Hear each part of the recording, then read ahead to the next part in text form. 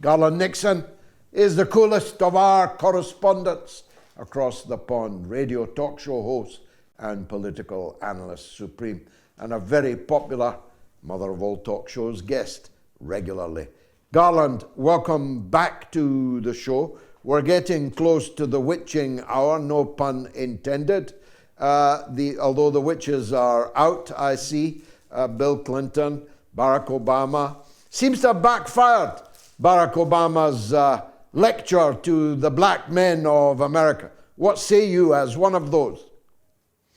Oh, absolutely. It's Barack Obama's attempt to, coerce black men to vote for Kamala Harris isn't having any effect, and the main reason is because the people that happen to be black, that are working class people that choose not to vote for Kamala Harris, overall, it's because of economic policy. It's because they look at their situation deteriorating over the last 4 years, and obviously they feel that to continue 4 years of the Biden-Harris administration is not going to be in their best interest. Now, Barack Obama coming out and admonishing them and telling them that they have to vote for someone who is, only capable of incoherent babbling when asked a specific question, it's just not going to move the dial now. It demonstrates the desperation and the hollowness of the Democratic Party, that they can't come forward with any policy-based solutions to convince their voters. So they either just go with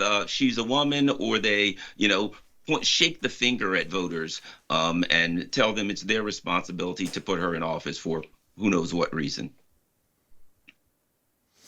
I watched, admittedly it's from 2016, and he's changed his tune now, but I watched Michael Moore's epic monologue about why Donald Trump was going to win the election in 2016. He talked about the working class stiffs who are going to use Donald Trump as a human Molotov cocktail to throw at the system which has failed them.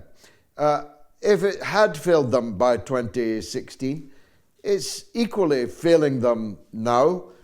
Why wouldn't the workers of Michigan, of Wisconsin, of Pennsylvania, why wouldn't the black and Latino populations trapped in poverty and subject to racism in your country, why wouldn't they use Donald Trump again as a human Molotov cocktail?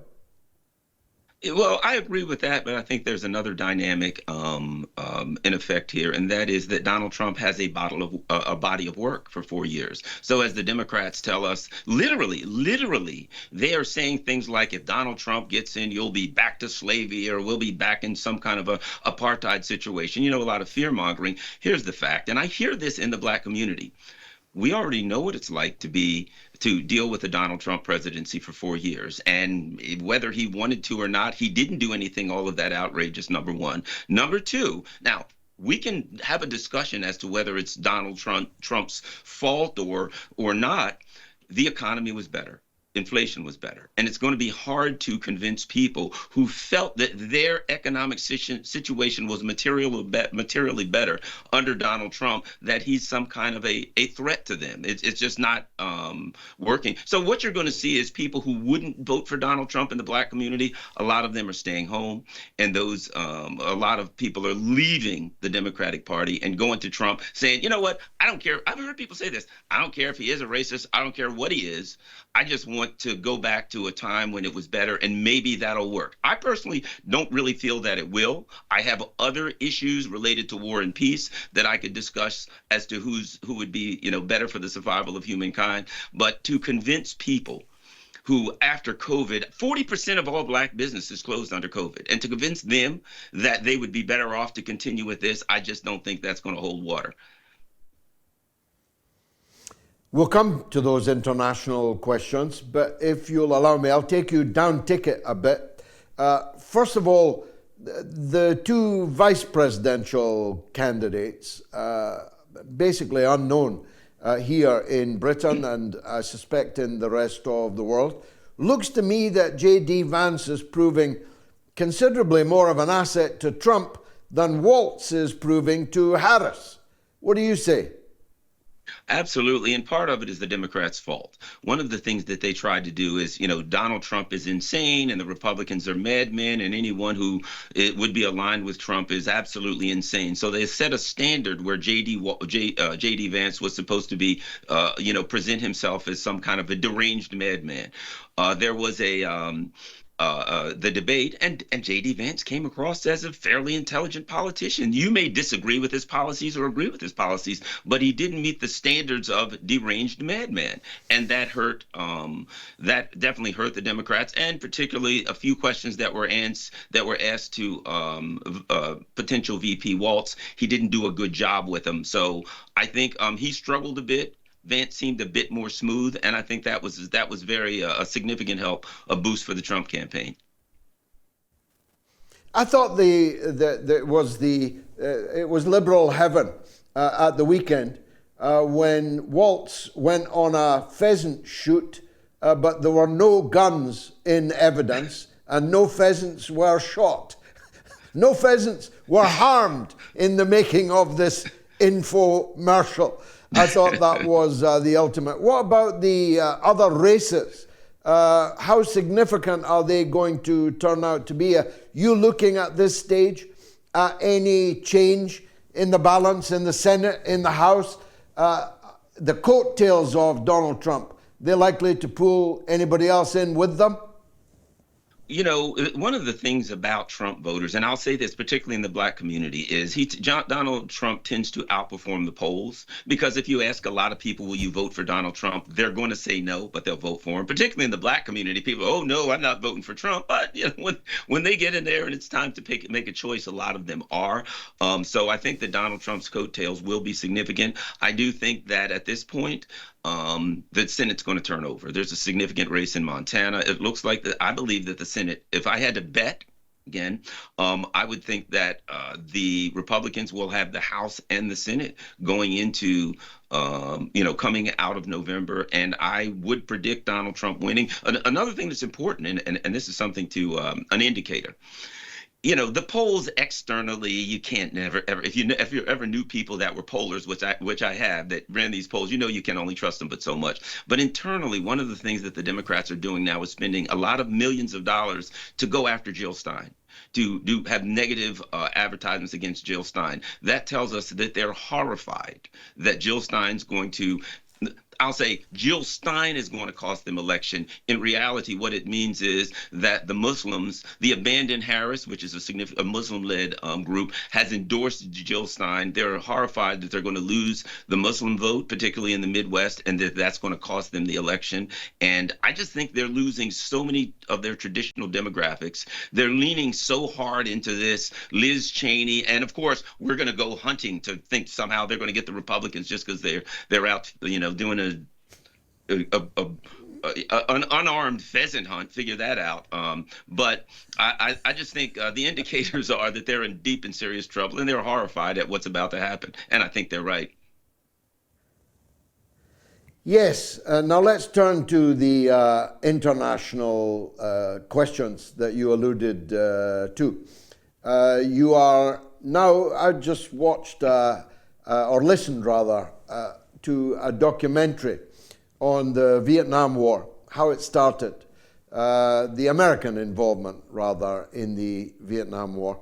Started with weapons and the people to operate them, advisors. I see that just of this weekend, the US is sending armed forces with THAAD anti-ballistic missile batteries into Israel. America now has invested heavily in defending Netanyahu, even though Netanyahu has humiliated the US President Joe Biden at every turn. They're doubling down.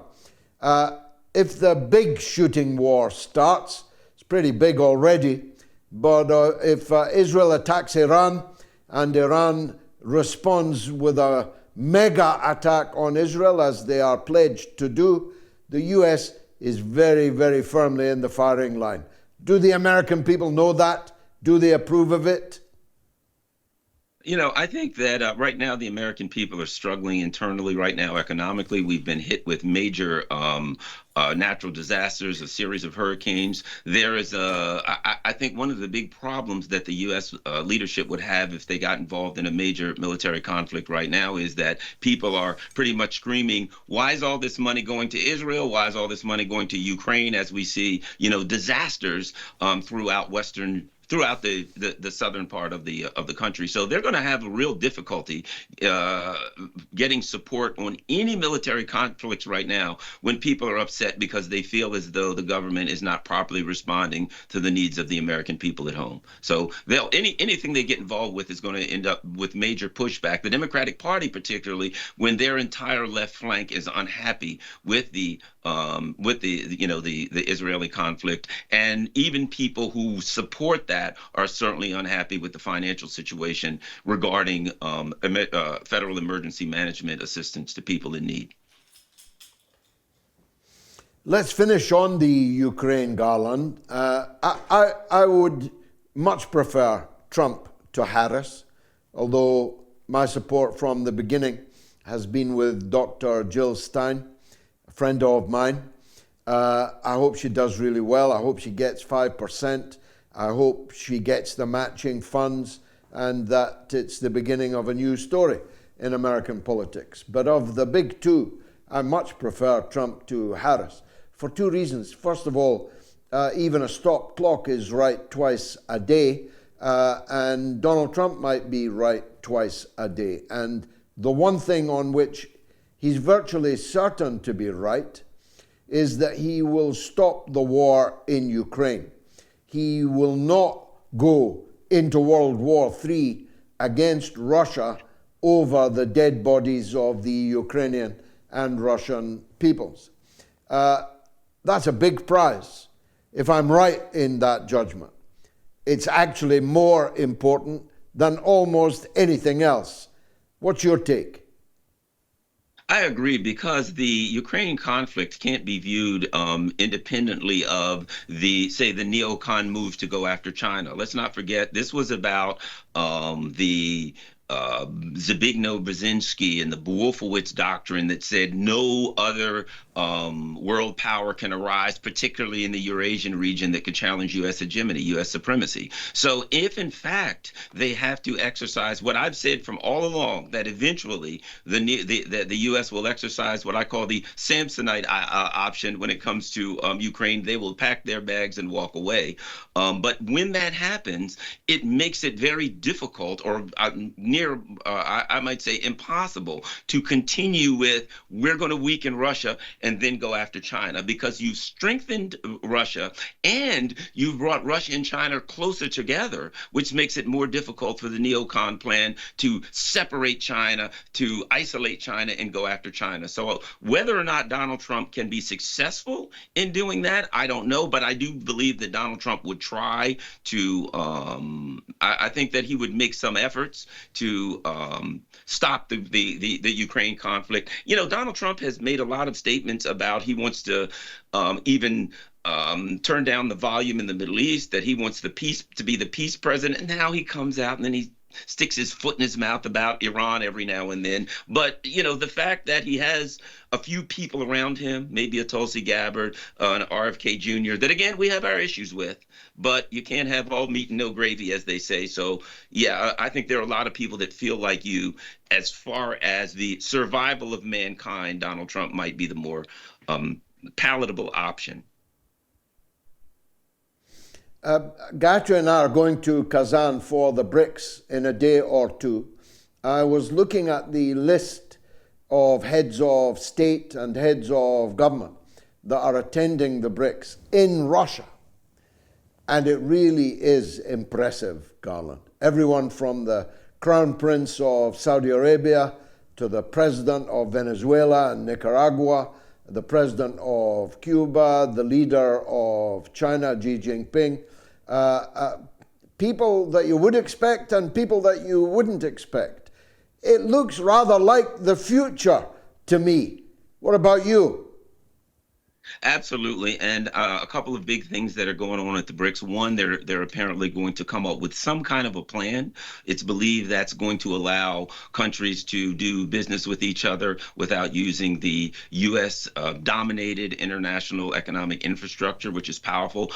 President Putin of Russia has apparently said that he wants some kind of an amendment in their paperwork that says that no member of BRICS can be exercise sanctions against other members of BRICS. Well, if in fact that occurs, it completely changes the landscape. When you bring in a Venezuela, you bring in a Cuba, and now Algeria, Saudi Arabia, major countries now will, not be forced, will make a choice to go around U.S. sanctions. The U.S. will have to make a decision. Are we just going to sanction everybody, which will mean we're sanctioning ourselves and the Europeans out of business? So I think that the world realizes that economics is turning towards the global South, and the U.S. has no one to blame but itself. Always a pleasure. Garland Nixon, thanks for joining us on the mother of all talk shows.